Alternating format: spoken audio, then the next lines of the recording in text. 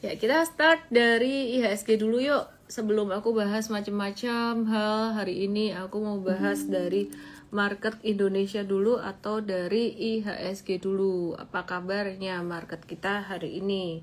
Nah, market kita hari ini IHSG bergerak stagnan atau bergerak sideways. Kalau teman-teman bisa lihat di sini ya. Ini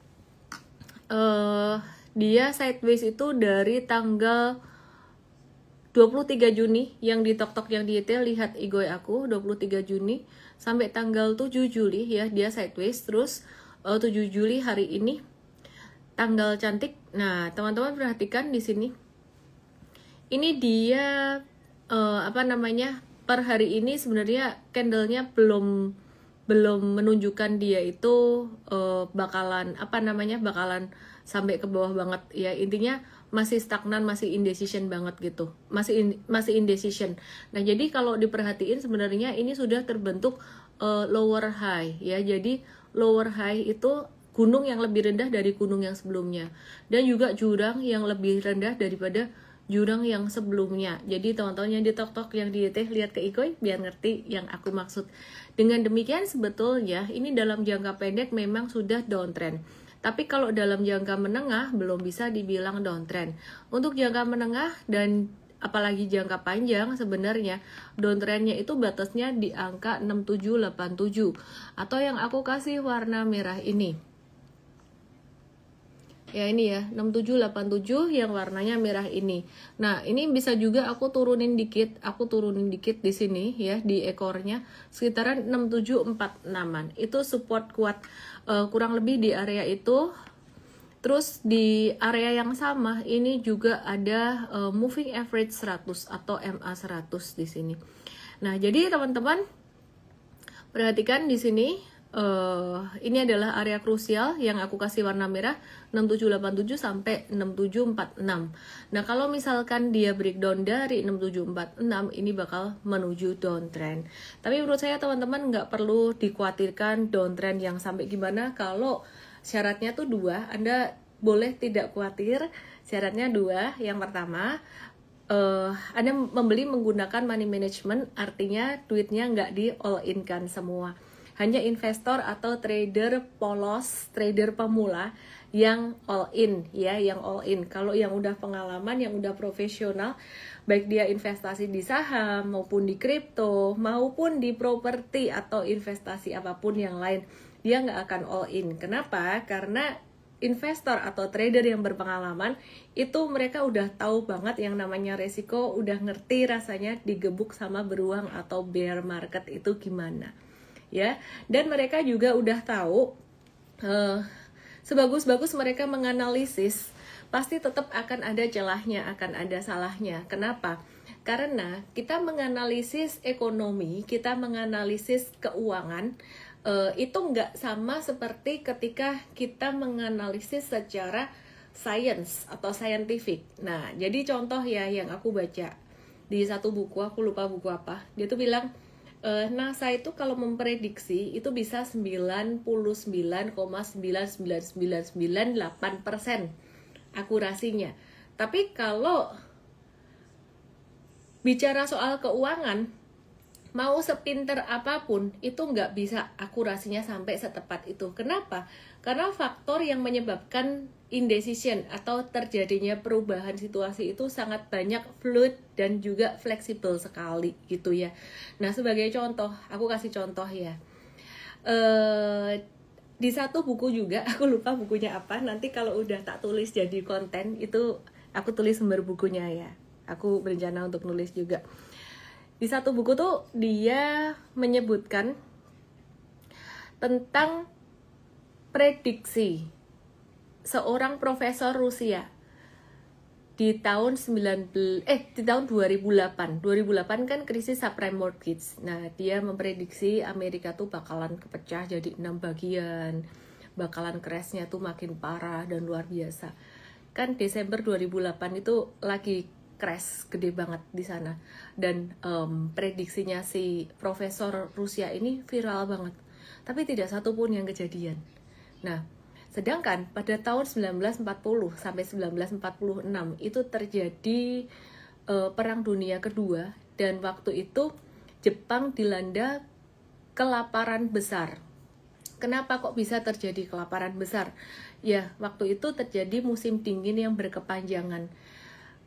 Nggak ada seorang pun yang bakalan nebak kalau Jepang itu justru setelah itu mengalami satu pertumbuhan ekonomi gila-gilaan, baik secara ekonomi, teknologi, maupun secara manajerial perusahaan yang akhirnya menjadi tolok ukur dan contoh role model buat Amerika. Tidak ada juga yang mengira bahwa tingkat harapan hidup di Jepang akan membaik 2 kali lipat. Tidak ada yang mengira pasar saham di Jepang akan booming. Dan kalau tahun 96 waktu itu, analis semuanya pesimis semua.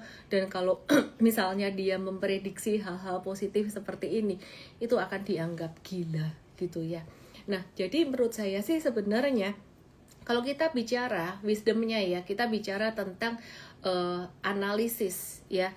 Kita sebagai investor atau trader yang udah berpengalaman, kita selalu menyiapkan diri dengan room of error.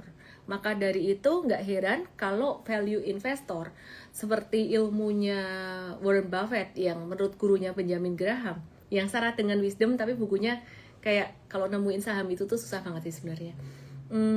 Yang namanya margin of safety itu artinya mempersiapkan diri untuk room of error. Artinya mempersiapkan diri untuk resikonya itu sebesar apa. Kira-kira seperti itu. Nah, balik lagi ke analisis kita. Hari ini bicara soal IHSG yang lagi stagnan beberapa hari. Menurut aku sangat wajar sekali. Penyebabnya apa? Penyebabnya masih sama. Simple, nungguin tarif resiprokal dari Trump yang pausing selama 3 bulan. Terus kemudian saham-saham banking dan banyak saham lain udah naik tinggi. Terus kemudian kemarin saham komoditas juga udah rally. Sekarang retrace karena kondisi geopolitiknya lagi pausing juga lagi membaik.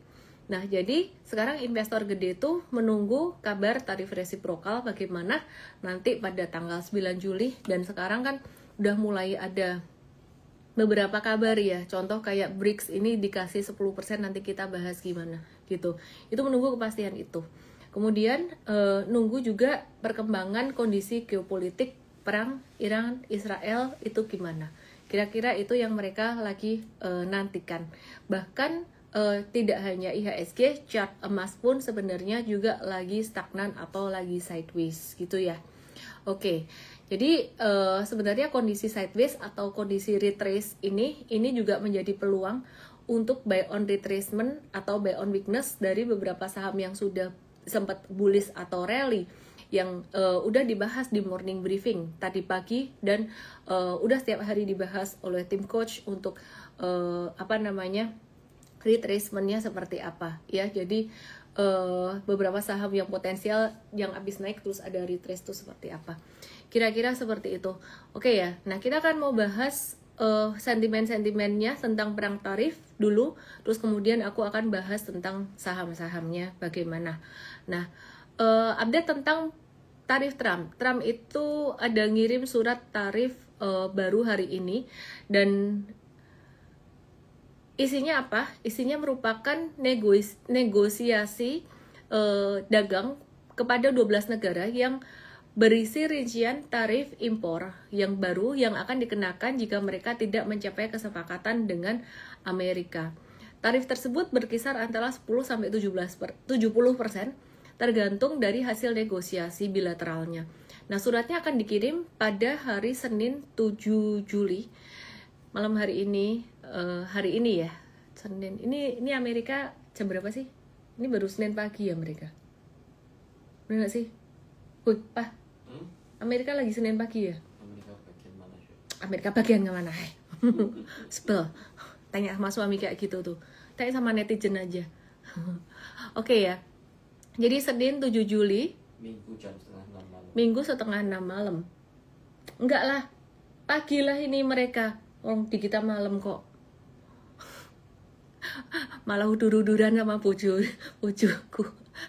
Ya, dan jadi intinya surat itu bakalan dikirim pada Senin 7 Juli dan daftar negara penerima akan diumumkan hari ini gitu. Nah, jadi ini sesuatu yang benar-benar ditunggu-tunggu banget gitu loh. Meskipun Trump sempat menyampaikan penundaan, Menteri Keuangan Amerika Scott Bessent ini menegaskan bahwa tarif tetap berlaku mulai 1 Agustus 2025 untuk negara-negara yang belum ada kesepakatan dagang dengan Amerika. Jadi penundaan yang ada disebut hanya memberi waktu tambahan untuk negosiasi aja, bukan tenggat baru. Nah, kalau tarifnya diberlakukan secara menyeluruh, pertumbuhan ekonomi Amerika itu diperkirakan bisa tertekan, risiko inflasi meningkat dan bisa resesi karena pertumbuhan GDP-nya waktu itu udah negatif. Kalau pertumbuhan GDP-nya negatif lagi di kuartal berikutnya, artinya bisa resesi Amerika. Nah, situasi ini tuh bikin pelaku pasar global, tidak hanya di Indonesia, jadi lebih hati-hati atau wait and see. Terus Amerika juga mencabut pembatasan ekspor pengembang desain chip dan etana ke China. Amerika tadinya tuh kan marah ke China, terus bikin aturan ribet biar China susah beli software desain chip dan bahan kimia seperti etanol atau etana. Tapi sekarang Amerika mencabut larangan-larangan itu.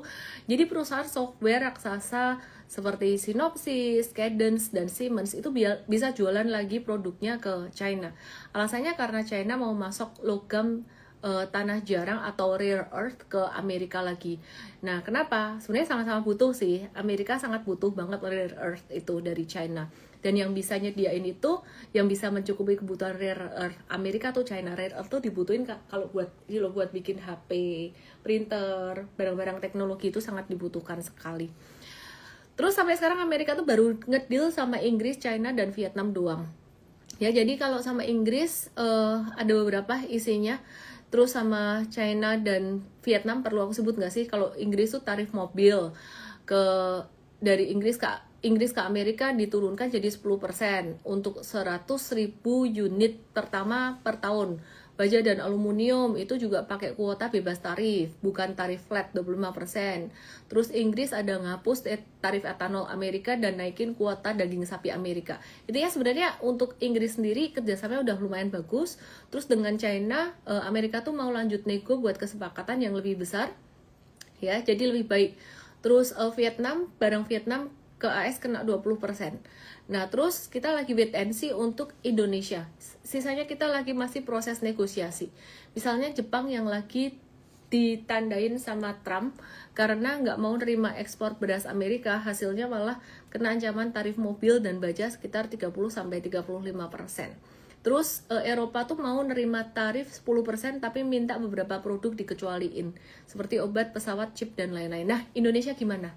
Pertanyaannya itu kan, sejauh ini Indonesia masih belum ada deal tarif dengan Amerika dan para negosiatornya masih di Amerika buat menunggu kepastian yang sekarang ini penuh ketidakpastian yang kemungkinan besar bakalan dibully sama Amerika. Semoga enggak ya, karena kalau kita ngelihat waktu itu beberapa negosiator ke Amerika hasilnya keluarnya beritanya opo kui, kayak Amerika minta terus ke Indonesia macem-macem gitu loh, sampai hal-hal yang nggak mutu, nggak boleh pakai QRIS lah apalah. Jadi ya nggak tahu nanti hasilnya kayak gimana. Tapi secara bargaining power kok kayaknya kalah posisi gitu loh. Cuman ya Indonesia sih lebih banyak ekspor bahan baku tuh ke China ya, bahan baku ke China daripada ke Amerika. Terus Trump itu ngancem tambahan tarif 10% tambahan ya, bukan 10% doang. Tambahan 10% ke negara yang dianggap ngedukung kebijakan anti Amerika seperti BRICS. Dan apesnya Indonesia tuh baru aja masuk BRICS. Gak ada pengecualian gitu loh. Jadi ada potensi Indonesia juga kena imbas tarif baru ini. Terus sebenarnya imbas yang jarang banget dibahas adalah imbas ekspor China itu yang tadinya banyak ke Amerika jadi banyak beralih ke negara Asia termasuk Indonesia. Jadi ya Indonesia produsen dalam negeri, pedagang dalam negerinya yang produk dalam negeri kok kayaknya sempat terganggu lah ya. Jadi kalah saing dengan barang-barang di China. Oke, terus Trump ribut-ribut sama Elon Musk yang mau bikin partai pesaing Trump. Cuman nanti kita coba cek lagi ya. Bentar.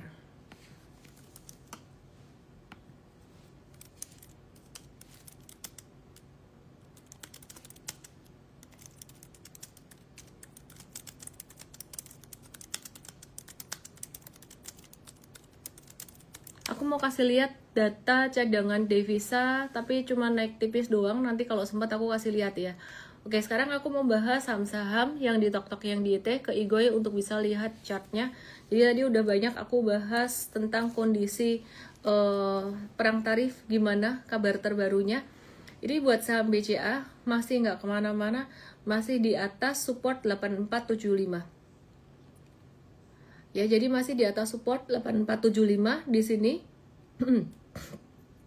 Nggak kemana-mana. Dan kalau ditanya kondisinya bagus atau nggak bagus ya biasa aja. Ini kayaknya Big Money udah kelar profit takingnya setelah dia naik berapa persen ya, 30 persenan dari 8 April sampai level tertinggi ya, benar 30 sampai 35 persenan ya ke level puncaknya. Sekarang kayaknya udah kelar profit taking atau pausing dulu sambil ngelihat kondisi lebih lanjut, karena mereka juga nggak mau hilang barang ya. Sebenarnya masih cuan 17% dari bottom market tanggal 8 April, tapi kalau misalkan mereka jualan semua, profit taking semua, nanti ternyata kondisinya bagus, mereka bisa hilang barang. Mereka itu siapa?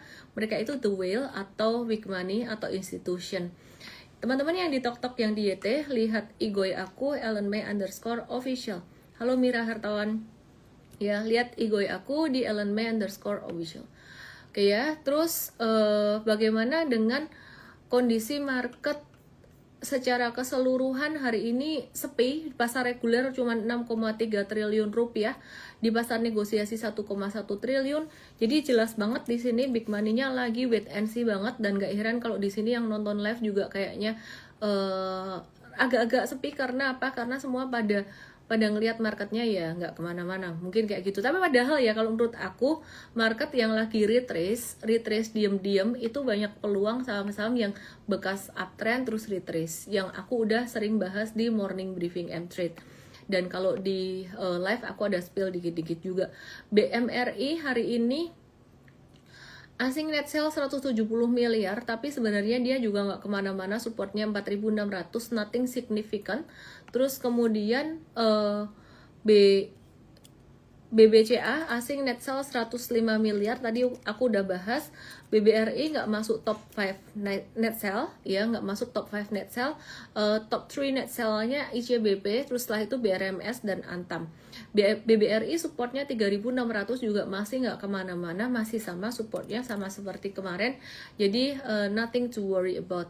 Terus kemudian BBNI juga di 3950 supportnya masih nggak kemana-mana. Tadi sempat ketoel tapi habis itu naik lagi. Nah terus BRPT hari ini jadi salah satu saham dengan top transaction. Jadi setelah BMRI dan BBCA, BRPT top transaction dengan di pasar reguler ya, 3 top 3 ya. Jadi BRPT gimana? BRPT saat ini kalau kita perhatiin dia itu lagi dia tuh lagi sideways aja. Dia lagi sideways. Dan ketika sideways volumenya turun di sini, sehingga kita ngelihatnya tuh sebenarnya masih wajar aja, masih konvergen. Cuman hari ini naik dengan volume transaksi kecil, jadi kita wait and see dulu ya. Terus kemudian selain itu ada saham DSSA. Kalau DSSA tuh di pasar negosiasi ya, jadi transaksinya gede di pasar negosiasi. Bentar, aku bukain dulu. Aduh, DSSA.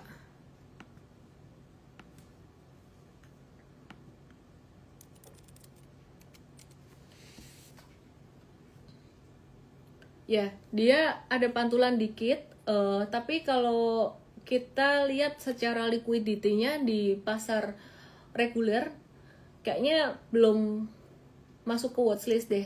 Kalau secara pattern-nya kan memang dia uptrend ya, uptrend terus ini ada retrace, pantulan dikit, enggak dulu. Oke, terus kemudian tadi BMRI, BBRI aku udah bahas di pasar negosiasi, transaksinya tadi termasuk top 3 BMRI dan BBRI. Oke, terus kemudian aku akan bahas buat saham BTPS. Nah, hari ini BTPS manggung nih. Ya, jadi hari ini saham BTPS manggung.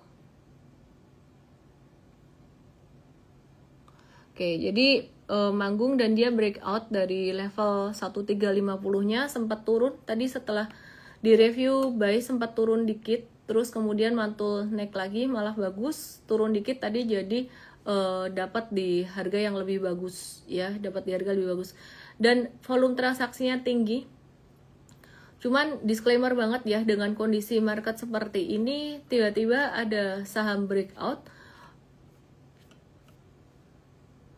Ini sentimennya BTPS tuh mau buyback saham 927 miliar mulai 11 Juni sampai 9 September 2025.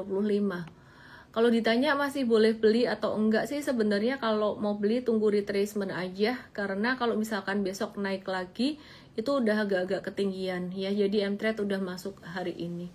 Gitu ya. Jadi sentimennya dia mau buyback. Jumlah saham yang dibeli itu nggak lebih dari 10% modal disetor. Dan harganya bakalan disesuaikan dengan kondisi pasar. Ini aku mau kasih lihat resistance-nya. Di 1555 BTPS, teman-teman yang di Tok-Tok yang di YT ke Igoy 1555 BTPS, ini ada satu resisten yang lumayan kuat ya, tapi ini didapat dari last low yang ada di sini 1 November, 7 Desember 2023 dan 7 Februari 2024. Nah, ini kesenggol 3 kali, 1 2 3 kali terus jebol. Di sini banyak nyakuters. Kira-kira kayak gitu.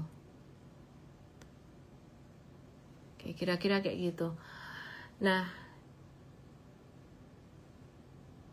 jadi kalau ditanya BTPS bisa naik sampai ke level berapa? Nggak tahu naik sampai berapa. Tapi intinya di 1555 di sini kayaknya bakalan ada banyak yang mau profit taking dulu. Kenapa? Karena banyak nyangkuters di sini sejak 2024 yang lalu. Ini kan belum pernah tersentuh kembali. Ya, jadi kalau ditarik mundur lagi, dia terakhir kesentuh angka 1555 itu pada 12 Februari 2024. Jadi nyangkutersnya udah setahun lebih nyangkut di BTPS, terus kemudian dia mendekati harga itu, mendekati harga 1555. Jadi nanti kalau kena 1555 wajar jika ada yang mau keluar. Nah, naiknya BTPS ini juga didorong ekspektasi berlanjutnya perbaikan kinerja keuangan BTPS seperti yang ditujukan pada laporan keuangan first quarter 2025-nya, di mana BTPS ini dia bisa membukukan laba bersih 311 miliar atau naik 7,2% secara kuartalan dan 17,8% secara tahunan. Angkanya bagus. Oke ya. Oke, terus kemudian aku mau nge-review saham lain agak-agak random dari banking. Aku mau nge-review Raja. Jadi kalau kalian perhatiin ya, Raja ini termasuk salah satu yang M-Trade ada watch beberapa hari yang lalu, dimana dia itu bekas uptrend yang kemudian ada retracement untuk jangka menengahnya. Memang jangka pendeknya dia sudah patah trend, teman-teman bisa perhatikan di sini. Jangka pendeknya dia sudah patah trend ya, dari tanggal 20 Juni di sini. Di sini udah patah trend ya kan. Nah, terus kemudian dia ada pantulan di sini. Ada pantulan hari ini, tapi M-Trade udah kemarin nyolong start juga, udah kita remind beberapa kali. Jadi hari ini kita tinggal nge-hold aja. Nah, peluangnya apakah Raja ini akan jadi langsung uptrend? Kalau aku lihat-lihat, meskipun ya emitennya nggak sama industrinya, tapi aku lihat-lihat kok bentuknya kurang lebih mungkin bisa jadi kayak MBMA kayak gini, disclaimer ya. Nah, jadi Raja patternnya kurang lebih mirip. Terus kemudian Raja ini dia ada akuisisi perusahaan gas dan infrastruktur. Jadi mengakuisisi perusahaan distribusi gas dan perusahaan infrastruktur LNG. Prosesnya bakalan selesai paling lambat di kuartal kedua 2025 atau bulan Juni 2025. Tujuannya buat memperluas bisnisnya biar distribusi energinya makin efisien dan makin bisa bersaing. Nah, jadi ini bakalan sideways nih karena dia udah patah dari uptrend jangka pendeknya gitu. Gimana kabarnya Ratu? Kalau Raja resistance-nya sekitaran 2870 pastinya ya. Dan hari ini baru mantul dari sideways-nya. Jadi ini satu tanda yang baik, awal tanda yang baik dari sektor komoditas yang mulai ada pantulan. Nah, Ratu juga mirip-mirip per hari ini, tapi kita nitip sendalnya di Raja aja. Jadi Ratu itu dia mantul dari supportnya 6400 dan Ratu ini kita bakalan masukin ke watchlist kita ya. Oke, terus kemudian aku mau lihat buat Toba, apa kabarnya Toba kita masih ya, jadi Toba ini menarik ya. Kita tuh ada trading Toba beberapa kali. Coba ya.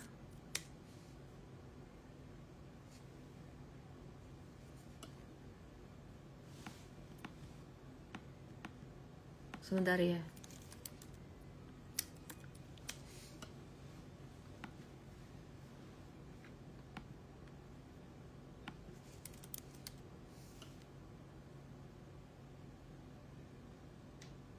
Oke, ini Toba.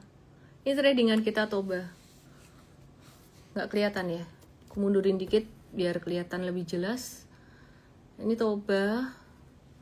Kita ada trade beberapa kali. Dan kemarin 19 Juni. Ini 19 Juni. Profit taking 19 Juni cuan 73 sampai 75%. Jadi ini definitely Toba ini dia sebenarnya lagi uptrend jangka pendeknya, dan ini salah satu yang kita tungguin retracement-nya untuk jangka pendek. Nah, jadi Toba kita udah tektok berkali-kali. Setelah 19 Juni kita profit taking, yang jangka pendek itu kita udah tektok lagi, dan jangka pendek kita udah profit taking lagi. Jadi saham-saham kayak gini nih yang uptrend terus dia retrace terus ada pantulan lagi. Nah, itu nyenengin banget sih. Ini udah ada contoh kayak MBMA sama Toba bentuknya kayak gini. Nggak tahu Raja bakalan nyusul atau enggak. Tapi kurang lebih ya seperti inilah. Jadi Toba saat ini kita lagi round kedua untuk yang jangka menengah. Kalau jangka pendeknya udah beberapa kali gitu kita tektokan. Jadi sekarang jangka menengah Toba udah masuk cuan 2 digit lagi. Nah, ini belajarnya di M-Trade Academy. Jadi last week lagi ada banyak promo ya, juga ada promo M-Trade Start juga. Manfaatkan baik-baik teman-teman, pelajari M-Trade Academy atau e-course-nya. E-course-nya cuman videonya pendek-pendek kok. Jadi ditonton ya. Tonton baik-baik ya, supaya teman-teman tuh ngerti caranya, bukan cuman kayak nungguin bocoran saham doang. Karena sebenarnya kalau kalian ngerti caranya, wah itu nyenengin banget, asik banget. Asik banget. Oke ya, terus kalau sentimennya Toba aku nggak bahas lagi karena aku udah bahas berkali-kali di live aku, dan ini masih sama buat Toba. Terus Gubernur BI menegaskan BI rate bakalan turun lagi, dan itu bakalan bagus buat sektor perbankan dan properti, tapi belum tentu naik atau rally banyak seperti tanggal 15 Januari. 15 Januari kalau nggak salah waktu itu BI rate turun, terus kemudian sahamnya rally, saham Big Banks rally karena memang lagi di bottom banget. Jadi tergantung momen juga. Nah, kalau saat ini saham Big Banks lagi lumayan di bawah atau di bottom. Nanti kalau pas ada pemotongan suku bunga ternyata masih murah, nah dia bisa naik. Tapi kalau pemotongan suku bunganya, saham-saham Big Banks-nya naik udah ketinggian kayak beberapa waktu yang lalu. Jadi setelah Januari itu sempat ada pemotongan suku bunga lagi dan pas tinggi-tingginya. Aku lupa kapan sih, tim coach ada yang nonton nggak? Tolong bantu aku cek pemotongan suku bunga yang setelah Januari itu kapan ya. Itu dia nggak naik tinggi, kayaknya baru bulan-bulan kemarin. Oke, terus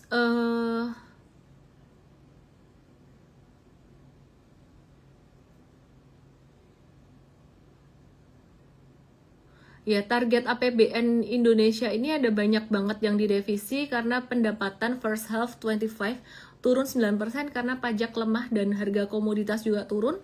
Belanja negara mulai naik lagi di Juni, tapi totalnya masih di bawah target. Jadi ini definitely ekonomi melambat sih di Indonesia.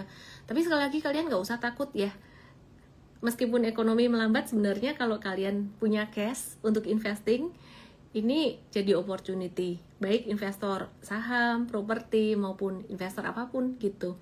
Oke, kita mau bicara soal saham energi. Energi ada private placement 288 per lembar.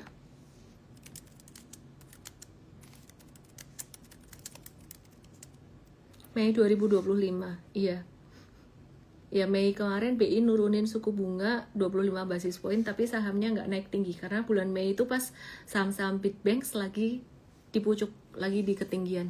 Oke, kita mau bahas energi. Energi itu lagi private placement 288 per lembar saham. Per lembarnya lebih murah 14% dari harga pasar. Nah, saham baru ini bakalan dibeli oleh PT Bakri Capital Indonesia, masih satu grup ya, dan dananya bakalan dipakai buat biaya pengeboran dan modal kerja anak usaha energi. ENRG sih aku nggak main fundamental, aku main technical doang. Mirip banget patternnya, modelnya kayak Toba gitu tadi, jadi perhatiin di sini. Cuman dia mantulnya nggak kenceng ya. Jadi saham-saham yang udah modelan kayak gini nih, ini aduh ya, MBMA. Ini MBMA, perhatiin dia udah naik tinggi. Ini kita nggak expect untuk dia naik jauh lebih kencang lagi. M-Trade ada nih MBMA. Kita masih nge-hold dan posisinya udah cuan 2 digit 13-17%. Cuan diam-diam cuan ya dari MBMA ini 13-17%. Terus kemudian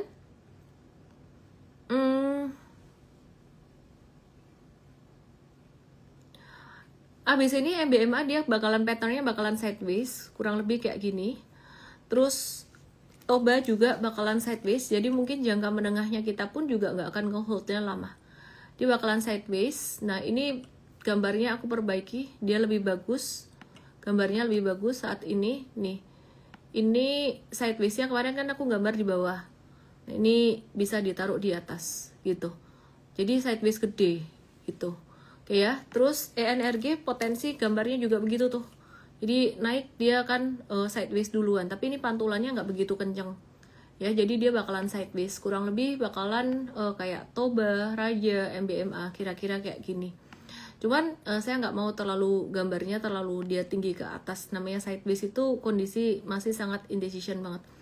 Terus kalau kita bicara soal saham CDIA, oversubscribe 400 kali. Oversubscribe 400 kali, padahal proses offering masih akan berjalan sampai kapan ya? Oh kayaknya sampai hari ini doang. Terus, nah kenapa CDIA jadi rebutan, atau aku nggak tahu sih ini rebutan beneran atau rebutan mestinya beneran. Karena track record IPO saham-saham milik Pak PP itu terbang semua. Jadi misalnya cuan waktu IPO itu di harga 200 sempat naik sampai 10.000 per lembar. Nah, valuasinya gimana? Menggunakan pendekatan PE ratio, CDIA itu di kisaran 39 sampai 44 kali. Mahal ya. Tapi ini masih lebih rendah daripada PE industri sejenis di angka 99 sampai 100 kali. Apalagi alokasi duit IPO CDIA ini digunakan buat pengembangan infrastruktur bisnis mereka di sektor logistik dan pelabuhan, bukan untuk bayar utang. Sehingga bisa menambah ketertarikan investor buat ikut IPO CDIA gitu. Nah, aku nggak tahu kalian ada yang ikut nggak, tapi aku disclaimer and disclosure, saya tidak punya CDIA ya. Jadi saya tahu banyak teman-teman yang mungkin hokinya ada di saham IPO, banyak cuan dari saham IPO. Tapi kalau aku hokinya aku banyak dari saham-saham yang ya pakai chart kayak gini. Jadi aku ngebaca chart, terus kemudian cuan dari Toba, energi, terus nanti ditunggu lagi retracementnya. Sistem trading aku kayak gitu, sangat simpel sekali seperti yang digunakan oleh M-Trade dengan strategi super tradernya. Thank you gift-nya Kang Eru. Oke, ADMR yuk. ADMR dia lagi nyuntik dana ke PT Kalimantan Aluminium Industry. Breakdown. Nah, aku sekarang kasih contoh yang breakdown ya, ADMR. Nah, aku mau kasih contoh nih. Dia breakdown tanggal 2 Juli, terus kena stop loss kan. 3 Juli ini sebenarnya kesempatan kedua untuk keluar. Kalau misalkan belum stop loss, jadi kalau ada pantulan di sini, abis stop loss terus mantul, jangan sedih, jangan kecewa kayak aduh, abis stop loss harganya naik. Nah, per hari ini ADMR aku mau kasih lihat dia membentuk lower high lagi. Jadi dia confirm tren jangka pendek dan menengahnya dia masuk ke downtrend. Nih, kok bisa tahu sih jangka pendek, jangka menengah gimana? Di Mtrade dijelasin, oke ya? Caranya gitu. Jadi ini dia confirm dia breakdown. Dia confirm masuk ke downtrend. Oke, kalau misalkan confirm downtrend, apakah selamanya downtrend terus? Ya enggak. Tapi sementara ini buat jangka pendek avoid dulu, oke ya? Terus sedikit tentang US stocks ya, aku mau bahas tentang US stocks. Ini saham yang dulu kita pernah bahas juga, NOW atau ServiceNow. Nah, ServiceNow ini kalau kalian lihat ya, aku kasih analisis sedikit karena sekarang US stocks sudah sangat banyak yang bisa mengakses dari Indonesia. By the way, Indonesia, kalau kalian pakai broker-broker US stocks di Indo, aku mau kasih tahu dulu biar nanti kalian paham dan sama-sama enak ya. Kalau kalian pakai broker di Indonesia yang terdaftar di Bapepti, itu dia tuh CFD ya. Tapi ya CFD itu artinya kamu nggak benar-benar langsung memiliki saham di Amerika sana. Loh, kenapa sih kok dibikin seperti itu? Ya aku juga ngerti. Itu aturan dari Bapepti, kayak gitu aturannya. Gitu, oke. Jadi saya kasih tahu dulu biar nanti kalian nggak kaget, nggak bingung gitu ya. Saya nggak tahu juga kenapa seperti itu. Mungkin karena pemerintah nggak mau duit masyarakat lari keluar kali ya. Oke, jadi kalau kita perhatiin ini now dia tuh kayak ada tanda-tanda mau breakout, tapi dia gagal breakout. Cuman patternnya lumayan menarik sih. Kalau kita lihat di sini sebenarnya ada pattern cup with handle, nggak perfect pattern cup with handle-nya karena di sini ada dua low di sini. Tapi ini pattern yang sebenarnya menarik, gitu ya. Nah, untuk now ini dia tuh perusahaan penyedia software berbasis SaaS untuk membantu perusahaan mengotomasi proses kerjanya. Jadi awal fokusnya tuh di IT, sekarang juga dipakai di HR, layanan pelanggan, keamanan, bahkan juga untuk bisa bikin aplikasi ya, custom app. Terus market cap-nya sebesar 216,4 M. Jadi ini kayak saham second liner-nya Amerika gitu. Jadi kalau yang nyari alternatif selain selain seven big stocks Amerika atau Magnificent Seven-nya gitu. Jadi ini secara fundamental kita juga udah ngelihat dia lumayan menarik ya. Nah, ini tim aku ada kasih lihat chartnya. Ini untuk growth and profitability-nya ServiceNow setahun terakhir kayak gini. Teman-teman yang ada di TokTok yang di YT. Jadi kalau pilihan saham Indonesia mungkin secara fundamental tidak terlalu banyak yang menarik gitu loh. Kita bisa ngelihat ke US stocks. Kalau Indo aku lebih banyak pakai technical. Karena fundamental bagus di Indo kadang-kadang sahamnya nggak naik. Kira-kira kayak gitu. Nah, ini nambahin wawasan. Ini secara quarterly pertumbuhannya kayak gini. Besok kalau ngasih data kita akan kasih secara tahunan ya. Bentar.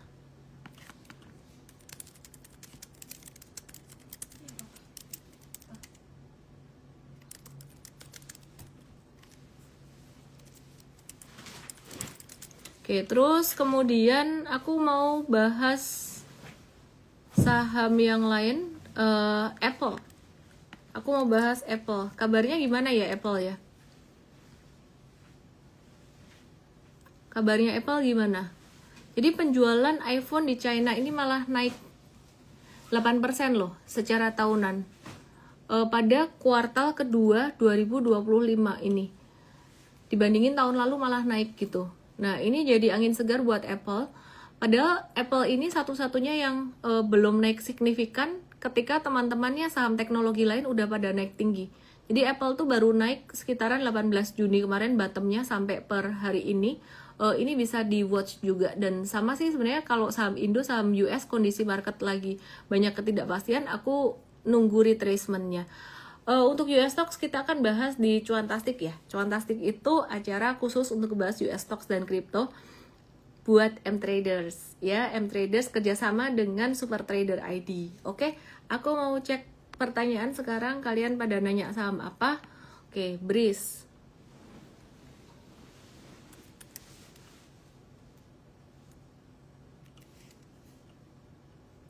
Oke, thank you yang baru starting following me. Breeze abis breakdown dari 4 Juni di sini. Dia breakdown dari double tops. Ini masih nggak kemana-mana. Jadi masih belum menarik patternnya sideways di saat downtrend. Jadi nggak menarik. Kalau sideways di uptrend masih oke. Kayak tadi ada aku bahas kayak ADMR, energi, Toba tuh sideways di uptrend. Terus kemudian TOWR. Ada yang nanya TOWR, Cahya Diagus. Ini juga kemarin sempat breakout lumayan tinggi di 2 Juli. Terus kemudian terjadi retracement sampai di angka 515. Dan retracementnya pas retrace volumenya kecil. Jadi menurut aku sih ini normal banget retracementnya. Maka dari itu kalau kalian nanya, loh kok gak di stop loss di M-Trade? Kita nggak pakai automatic stop loss karena ngelihat volume juga. Kadang-kadang stop loss tak turunin aja deh. Turunin aja buat TOWR.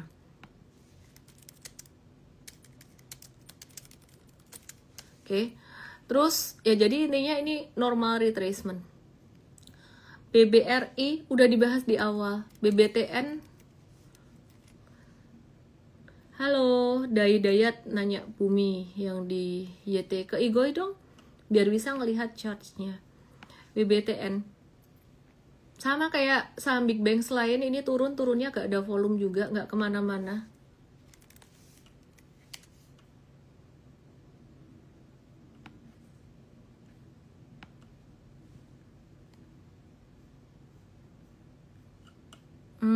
TLKM lagi retrace aja, sama kayak Big Bang, gak ngejebol supportnya juga. ADRO sama Pegas. Nah, ADRO-nya downtrend, avoid dulu deh. Avoid aja ADRO. Pegas masih oke, nggak kemana-mana. Jadi ini mirip kayak saham-saham sektor komoditi lain, sideways normal aja. Kalau mau beli better nunggu deket 15.30 lebih murah, tapi nggak tahu dikasih nggak ini. Oke, terus Antam. Aku ngeliat Antam ini dia retrace normal aja, jangka pendek ya, jangka pendek. Dia belum di, sebentar, ini kok MA-nya hilang satu. Bentar ya, aku nambahin satu indikatornya hilang.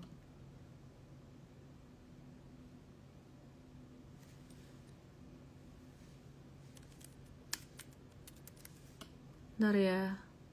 Kok pakai moving average simple doang sih? Kok nggak pakai yang eksponensial?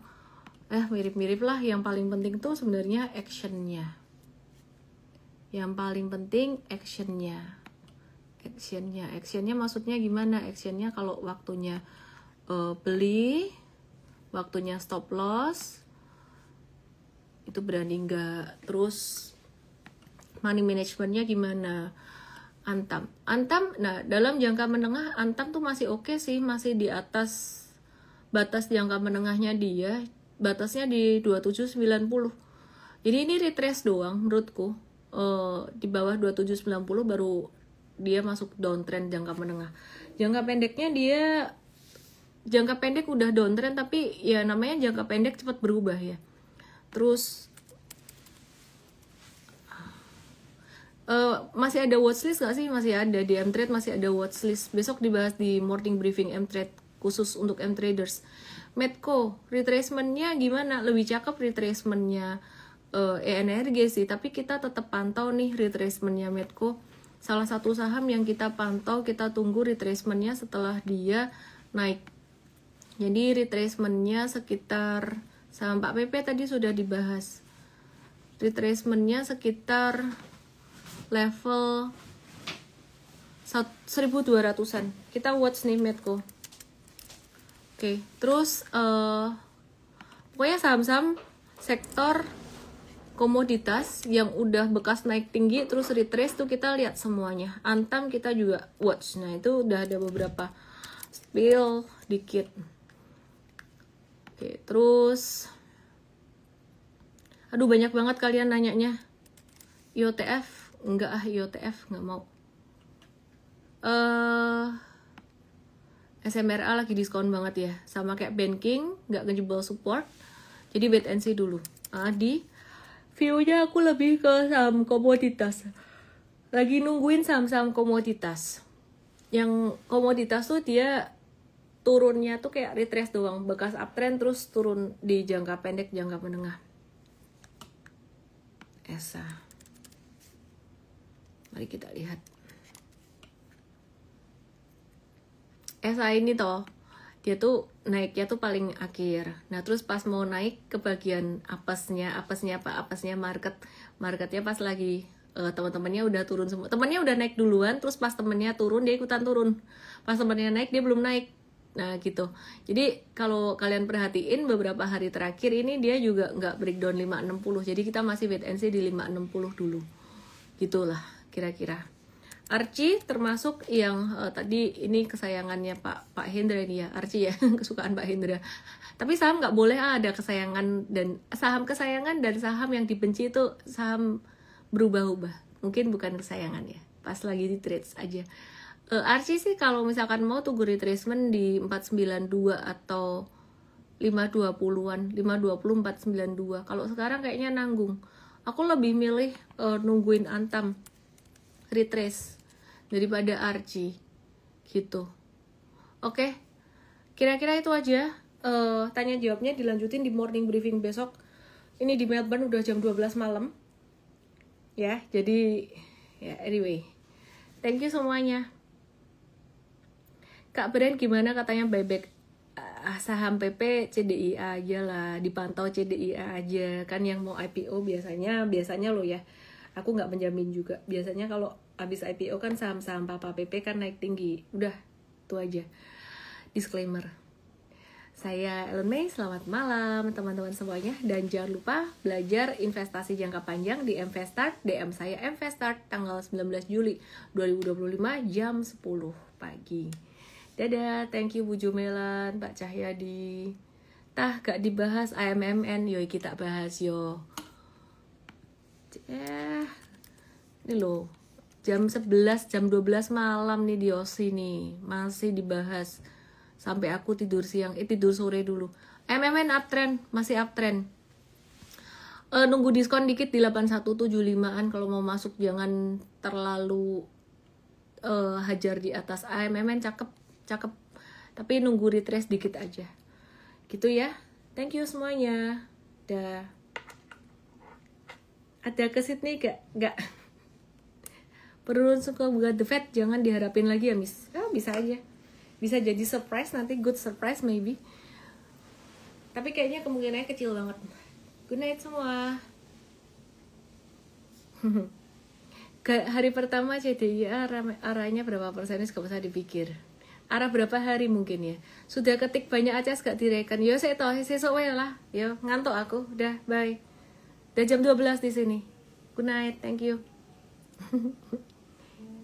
Ikut tuh M-Trade. M-Trade tuh ada menu tanya saham. Jadi dijawab secara tertulis. Kalau di live sorry, gak bisa semua jawab. Dah, malam.